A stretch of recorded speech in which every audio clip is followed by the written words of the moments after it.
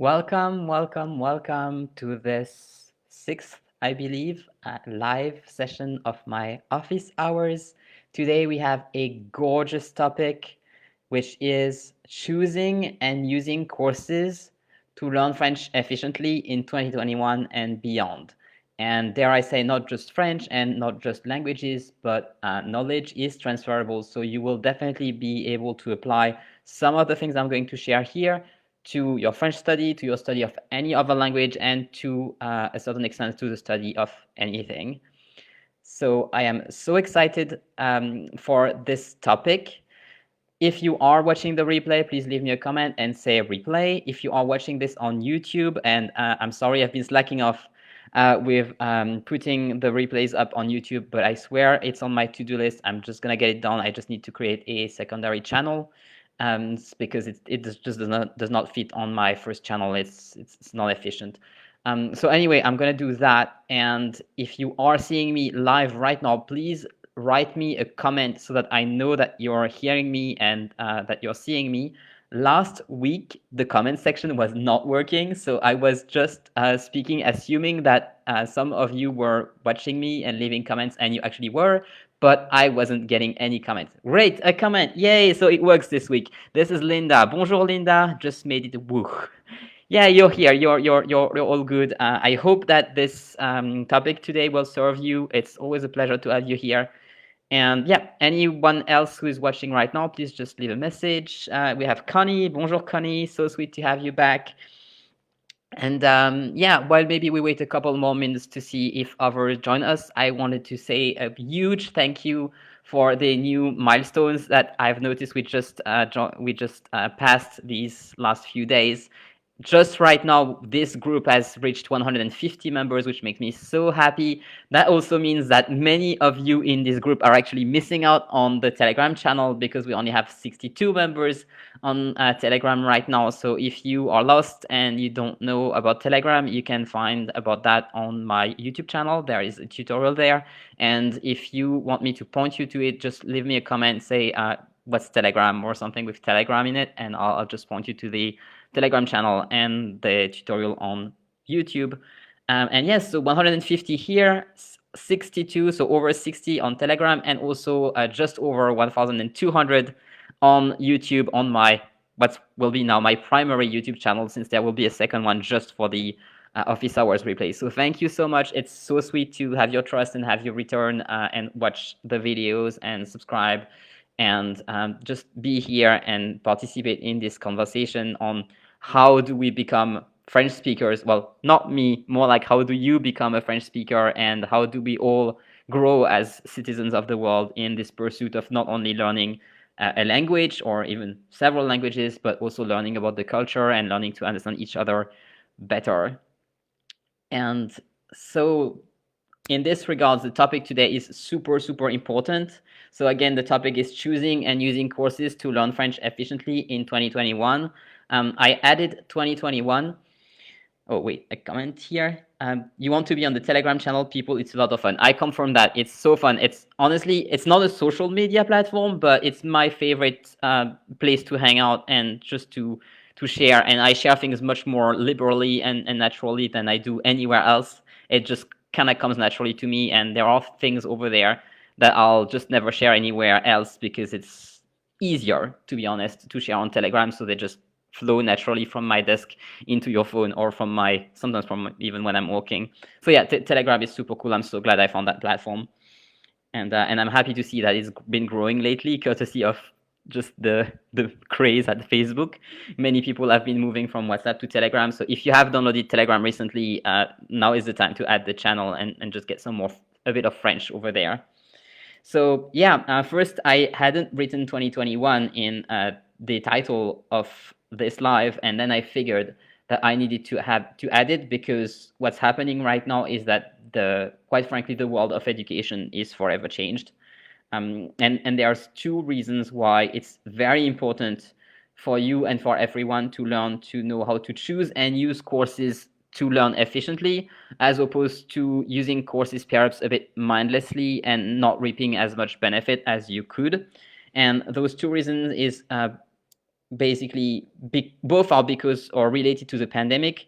One will be going away and one will be staying. So one thing that has unfortunately struck me about this pandemic recently is the decreased mental health or less good mental health that many people are experiencing.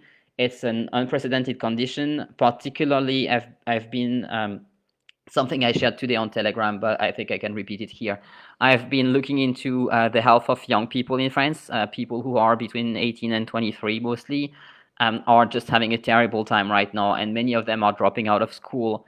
And it's paradoxical because also at the same time, education has never been so available.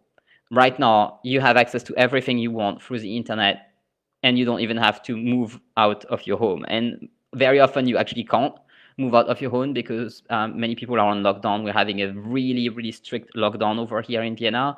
It's getting a little bit annoying, to be honest.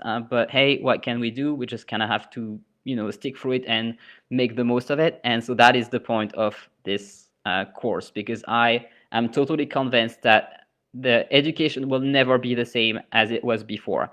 Now that we have more and more online opportunities, we're just going to keep having more. And in fact, if you're perhaps already overwhelmed or already finding that you have too many courses, talking for myself right now, it's not going to get better. Like, I'm sorry to break it to you, but it will not get better. You will keep having more opportunities to learn, and you will keep having perhaps a challenge in navigating it if you do not have good guidelines for that. So that's the ambition for this live. I'm very well aware that is a very strong ambition. Also, it's a case where I feel a little bit like basically you teach what you most need to learn. I'm sure you've heard that before. I'm definitely totally right now teaching what I most need to learn. I have accumulated more online courses than I can take, and I just keep kind of circling through them and learning through them in a way that I hope is kind of efficient. And sometimes I just mindfully binge on content just because I want to. And it's okay. Like, it has to be okay. That is the thing I wanted to add. Great. That was one thing that I wanted to add, which I didn't remember. And wait, has to be okay. Just make sure that I won't forget that. And yeah, so you won't be perfect at this. No one is, certainly not me, most certainly not me. And it has to be okay that you're just doing your best and, little by little fine tuning. That's really important, especially if you have reached a level which is intermediate in French. This applies to beginners as well, but when you reach an intermediate level, you are more likely to get frustrated by what you don't know than when you're a beginner. And then it has to be okay that you are learning something. And today we are looking at what you can do to learn to the best of your ability. And so the first thing that I have, which is important to take into account, is to know your learning style. So it's basically to observe yourself learning and know how you learn. So if you are not very young, if you're 10, it's a bit harder, obviously. But as soon as you're an adult, you should have an inkling of how you learn. Some people are more visual, for example. And so for those people, it will be important to write things down or to read or to perhaps read and listen at the same time in the case of a language. And some people are more auditory. I'm more auditory. I'm an auditory person. I do not work very well with visual supports. It's actually a bit of a problem for me because whenever something includes symbols, like lately I've been studying astrology and I have the hardest time even remembering the signs for the planets and the zodiac signs, just because I'm not visual. And some people also are more kinesthetic. It is rare to have kinesthetic as your dominant learning style, but it can often be a supportive way of learning. So sometimes you will learn better if you're moving around. That is not something that you learn in school. In school, they just mostly teach you how to sit down.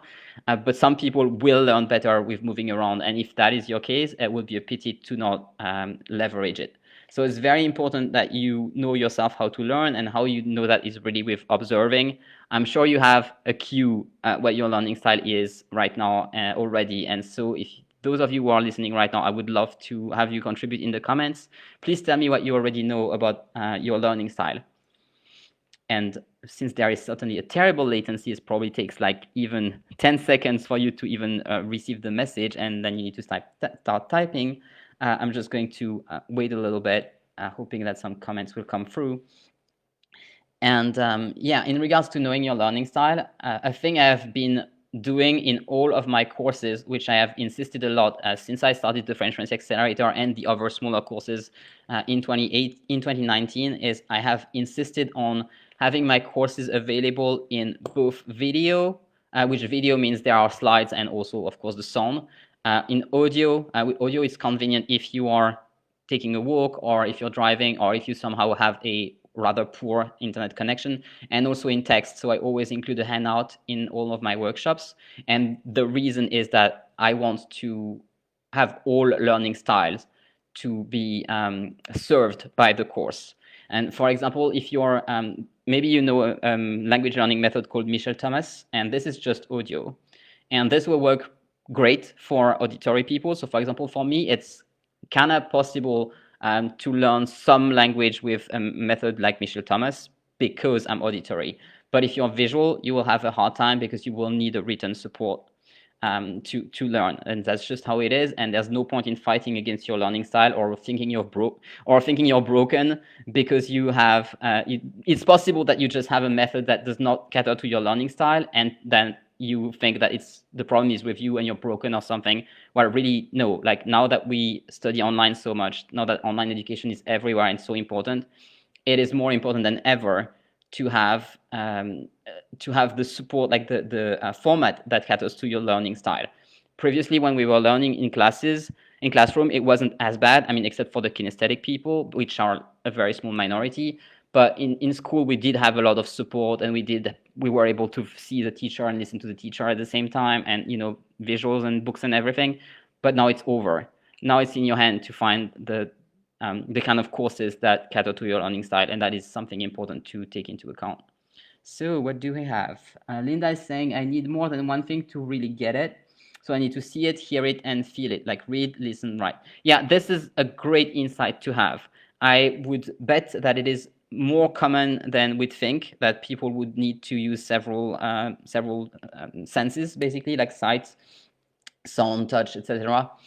That is a rather common thing. In fact, you have some infographics that are available online, which I always found them very disturbing, because it's like you remember 20% of what you hear, 30% of what you see, and like 50% of what you both hear and see. And I see the intent, I appreciate the intent, but that's going to be different from person to person, and that's the kind of thing that can lead some people to feel like they're not normal because they don't fit the infographics.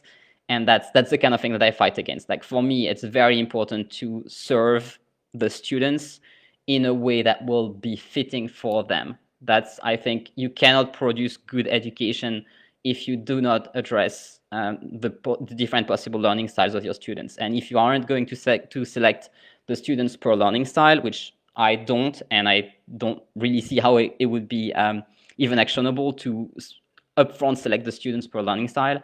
So what you have to do as a teacher is offer different, the support for different learning styles. So make sure as a student that the course that you're taking will cater to your learning style. That's the first point I have today. So Connie is saying, I'm definitely a visual learner, so congratulations, you're part of a majority. I am also hands-on if possible. I learn better by doing something rather than by being told how to do it. Yes, this is amazing. So actually we are already getting a bit ahead. I have that in my third point today. So, well, let's move to the second point. So the second thing that I have is to be to beware, to be mindful of overwhelm or overload. So often what we qualify as overwhelm is just a brain overload. So if your brain is overwhelmed or it has too much input, it tends to learn poorly and to learn very superficially and to not remember. This I find very this is a feature of the brain. It's just how it is. Our brain will be selective. The brain just cannot process consciously everything that's in the environment. It never could, and it was never designed for. We do process a lot of our environment subconsciously, so there's that. But consciously, we can only process a little bit, and that's okay. what worries me is that nowadays, with how fast-paced our life is, especially with social media, and with things like the news or really, really fast video, for example, things like TikToks are just extremely, the edits are just so fast. It's cut faster than any video was ever before. And what worries me is that it's not conducive to learning at all. Your brain cannot process as fast. And if you think it can, I promise you it cannot. What just happened is that you get used to the speed, but you do not learn or process as well as if it was slower. Now, it's not necessarily a problem. Maybe you just appreciate it this way, and I'm certainly not judging anyone or telling anyone to, give up on their favorite social media platform. But it's something you have to be aware of, that the faster and the more it's not even the speed, it's the amount of information. The more information you have, the more likely your brain is to become overloaded and to ignore a big part of the information. So not a problem per se, just something to be mindful of. And of course, if you have more languages in your environment, then it will actually get worse, because it's harder to process. For example, if you're a native English speaker, which most people listening to this are, it will be harder for you to process French than it is to process English. For me, it is easier to process French than English, even after English is actually my primary language, which I speak most of the time. It's still easier for me to process French because the neural pathways are deeper. It's just how it is. And it is easier to process English than German, for example. And the newest language you have is the hardest to process. So you have to know that when you, I always give the advice to put French on your social media feed, to, for example, follow Instagram accounts in French and follow YouTube channels in French.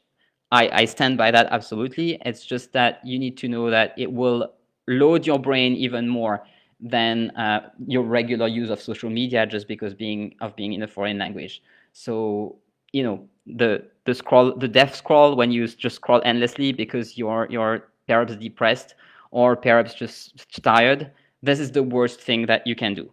It will not help you learn, and it will probably load your brain even more and make your situation worse. I advise very strongly against the death scroll. If you are not feeling good, stop scrolling. I think honestly that should be, maybe I should get a tattoo or something. If you do not feel good, stop scrolling. And it's very hard to stop you from scrolling when you don't feel good, because basically if you're not feeling good, your willpower is at the lowest, and that's when you will tend to fall into any kind of addictive behavior. And scrolling and using social media mindlessly is an addictive behavior. There's no question about that. If you disagree, you're welcome to hit the comment and tell me what you think about it. But yeah, the research we've had, and the research that social media is also based on research, and it is based on research about habit forming, right? They call it habit forming, but that's really what causes addictive behavior to happen. And it is made on purpose for us to become addicted to those platforms. So again, I'm not telling you to give up on your favorite platform. I'm just telling you to be mindful of it. And if you feel bad, don't scroll. Just don't. And I'm saying that to myself as much as I'm saying it to any of you. Oh, doom scrolling. Yeah, that's the word. That's doom scrolling. But death scrolling, doom scrolling, you feel seen. Yeah, well, we're all there. Honestly, I'm not judging anyone or myself in that matter. We've all been there. What can you do instead of doom scrolling? Hey, you think I have an alternate option? So I find that the things that helps me the most, if doom scrolling is the worst thing you can do for your brain and for your learning ability, then meditation is the best thing that you can do. Tell me if you didn't see that one coming. Almost like I speak about meditation every time I'm here, but as a polyglot, for example, when I started, and I started meditating rather late in life. I know most of you here are older than me and just rolling your eyes at your screen right now. And I say late in life, but I mean to say that I learned meditation rather recently. It's basically when I created my business. So in 2016 that I got into meditation, and I got really, really good at it just very, very recently. Probably when I took the Mind Valley Intuition training is the moment when I got it nailed. But before that, I was still not very good at it. So if you're not good at it, it's normal. It can take a long time, or it can sometimes take special training to become good at it. But still, you can use guided meditation tracks. It's a good way to ease into a meditation practice. As you probably know, there are 2 so far meditation tracks on my on my primary YouTube channel, and they have another two in the French Fluency Accelerator. There might be more soon. I'll see what I can do in this regard. But already that's enough. And of course, YouTube is full of meditation tracks for anything you want. It's just that I made some for learning French, but you can have some for literally any aspect of your life that you want to improve, or just for relaxation. And it really, really helps. It can quiet your brain. It can lower your brain waves, which is the entire point of meditation, is to lower your brain waves. And that is the best thing you can do to counteract the effect of social media. Social media just keeps pushing your brain waves higher and higher because you're so hyper focused.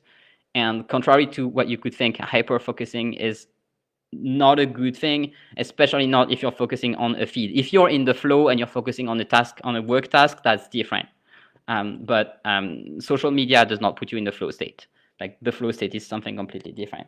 So those are really the first 2 points I have today, and I'm sure I've been speaking already a lot. It's okay. Thank you for bearing with me about while I speak so much. I haven't gotten into my third point yet, which is probably the most important.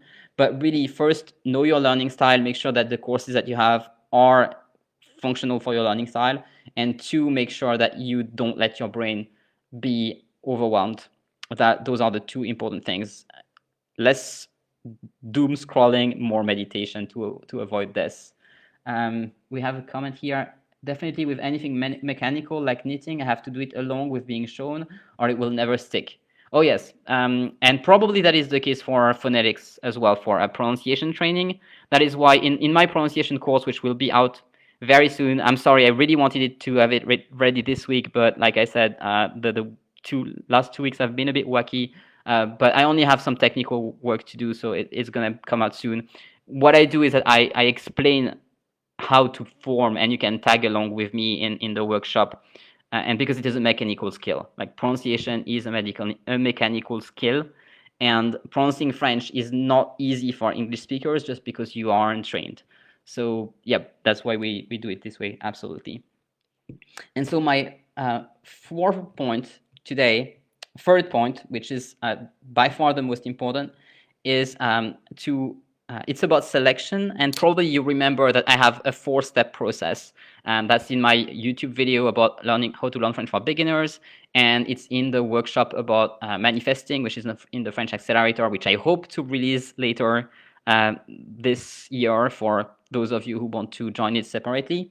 But it's not in the French Life Launchpad just because I formalized the process later, and the Launchpad is older than the process. But I mean, everything is already included in the Launchpad. It's just that it's not formalized in the same way. So the 4 steps are selection, activation, immersion, and safe practice. And so here for the topic at hand today, which is using courses to learn French efficiently, the most important step is selection. If you do not do the selection, it's not going to work, or it's going to work in unpredictable and underwhelming patterns. So this is the most important here. And it applies in 2 places. So first, selecting the right course. It's very important to select the right course.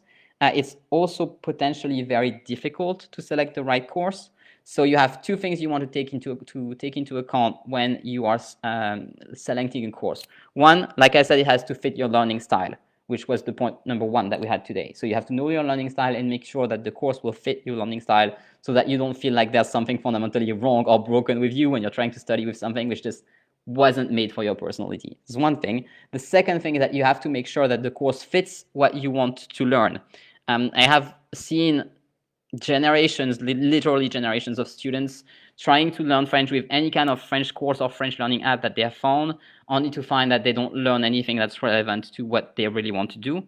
And that's something that you want to be mindful on from the get-go, because the creator of the apps, or the French teacher, or whoever has created the course, is not in your head to know what you need.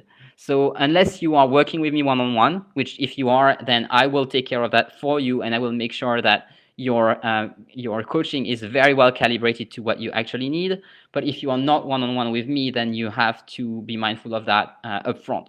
It's the whole point of the first module in the French Life Launchpad, which is also the first module in the French Accelerator. So generally, and this applies to French, this applies to any language, and this applies to any skill. You want to make sure that it works for your learning style and that it fits what you need to learn.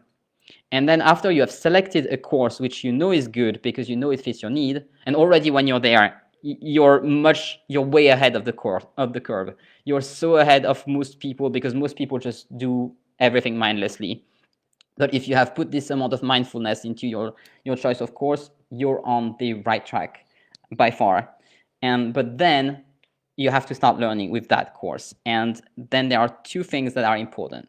That's basically, well, I mean, all in all, what's important is to select the right information within this course and on two layers. So one layer is the right kind, the actual content of the information, and the second is the amount. And that's where it can become tricky with courses that are very large. So for example, the French Fluency Accelerator is an example of a course that is really large and could get tricky because of that. You don't want to binge on content and retain nothing. It's better, like, if you are someone who takes notes, it's a good idea to take notes. In the French Accelerators, there's always a handout so you can always review, but I would not recommend not taking notes. It's important to be taking notes, be it just because if you're taking notes, you cannot possibly take more notes than what you can learn. At some point, your brain will say, stop, I have written enough. And the good thing about online learning, and especially everything that's video based or that's recorded, is that you can stop. And so you want to stop before your brain is overloaded, and then you want to go out and apply. That is what you two, actually, Connie and Linda, were referring to. When you have something new, you don't want to keep going through something new. You want to start immediately applying. So for example, in the workshops that I make, which are about grammar, I recommend the exercises in the grammar book right away. I definitely recommend stopping the workshop and going and doing the exercises and just only returning to the workshop later. Just because, yeah, it's not really worth it. It's not at all worth it to binge watch a course without learning. Honestly, it's better to binge watch a good series. Like, if what you want is to mindlessly binge on something, go to Netflix. Like, you'll have a better time binging on Netflix than binging on one of my courses. And I hate to say that because I'm not so much about entertainment. I love education over entertainment, but sometimes it's what you need. So, this is my official permission to go and binge on Netflix instead of binging on my courses. I much rather you watch a little part of my course or of any of my course and then apply it, and then reward yourself with binging a series than binging the entire course and learning nothing. So that's really, really important. Yeah, and like I said, selection is also the most challenging step. I can understand how even the prospect of selecting can feel overwhelming. So that is the reason why I just take it off you in the one-on-one coaching. So if you need to learn French rapidly, one-on-one coaching will always be more efficient, just because a lot of the work will be made by me, and the selection work, which of course I cannot do in a course. In a collective course, I can only do my best to make it most efficient for most people, but then you still have some amount of selection to do for yourself. So, yep, and like I said at the beginning, it has to be okay. Like, you are learning at your own rhythm. Especially currently, we are in unprecedented times in history. We have never been in such time. No one really knows how to behave this way, how to behave in this situation. Humanity has never been in that situation before. Even if you compare with the epidemics that have happened in the past, it's not at all comparable. There was never a worldwide pandemic where people also had access to the internet. It's the first time. And it has to be okay, whatever you do. Like, do your best, and whatever you do will be okay. That's really the message that I want to give you. So please let me know if that was helpful. Please share your experience if that has inspired you anything. I'm very happy to stay here. I'm quite proud of myself for rambling for less than 30 minutes on this topic, which I'm sure I could have rambled more. So I'm just going to send myself flowers. I'm not sure you say that actually in English. It's a French expression, se jeter des fleurs, which just means, bragging and being proud of oneself. And please let me know if you'd like me to make some of those lives where I elaborate more on the 4 steps, because today we have only spoken about selection, but also, of course, it's 4 steps. So after you have selected your material which you want to learn, then you have activation, immersion, and safe practice. and I can speak more about those steps. I could make one office hour per step, for example, if you would like that. Or yeah, just tell me what you'd like, and I'm happy to answer any question while I'm here. We are very happy that the comment section works today, so I'll just have a little tea and wait until some comments come through.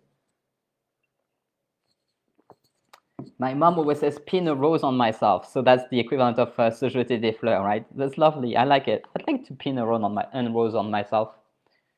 In fact, wait, I can probably technically do it. Just give me a second. I mean, I don't think I can pin it, but I have a rose. It's actually not a real rose. It's plastic, but I like it. It's a nice decoration to have. So there, literally pinned a rose on the screen. Well, not literally, but you know, get the idea. So, any question or anything you'd like to share? Should I speak more about the 4 steps, or is it something that's not interesting or that you have mastered already? And yeah, if you don't have any question, well, thank you for being here with me. It was a true pleasure to talk to you like every week. I promise you that I will make efforts to get those replays on YouTube on the secondary channel as soon as possible. It's really damaging for my first channel, like that. The state of the channel now that I've posted 4 replays there, it's I don't like it at all. It doesn't look good. So I'll work on that.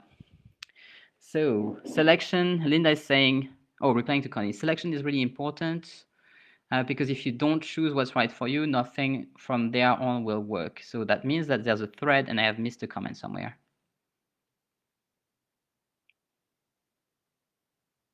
Oh, no, okay, that's fine. I've seen everything. So is there, yeah, if there's any question about selection or whatever, now is a good time to ask it. But yeah, I can confirm what Linda is saying, that if you don't choose what's right for you, then nothing thereon. It's not that nothing will work. It will work, but you will not have the results that you want and that you deserve. So yeah, selection is really important. Connie says thanks for the chuckle. Well, I'm happy about that. We don't get so many opportunities to laugh nowadays. I think that's part of the reason why I make that somewhat stupid but somewhat not video about how Mike Pence is so romantic. And I mean what I said. It's just that I like the ambiguity of the term romantic, which most people think of romantic as pertaining to romance, but I thought of it as pertaining to basically a literature and art movement, and that I thought that it was fitting the character. And again, I'm sorry for not replying to the comments yet. I'll get it together and get there, I promise you. I just can't tell you when, because lately I have a hard time with deadlines and with my own to-do list, but I get there. No, I just put the comment in the wrong place. Yeah, I figured. All right, well, if you don't have any question, that is totally fine. I absolutely look forward to seeing you perhaps next week. And on Telegram, if you're not on Telegram yet, now is the time to join the channel. I mean, it's not going anywhere. It's just that you will miss out on all the good stuff, which is, I definitely want to publish more on Telegram in the future. It's just going to be a bit sporadic because I guess I'm a sporadic person. But anyway, thank you so much for being here. It was amazing to have you. I hope that you did learn something and that it helped. And I will see you next Monday, or I will see you very soon on Telegram or on the replays on YouTube. So see you soon. And if you have any question in the meantime, just feel free to just post it in the Facebook group. All right. Thank you, guys. Bye.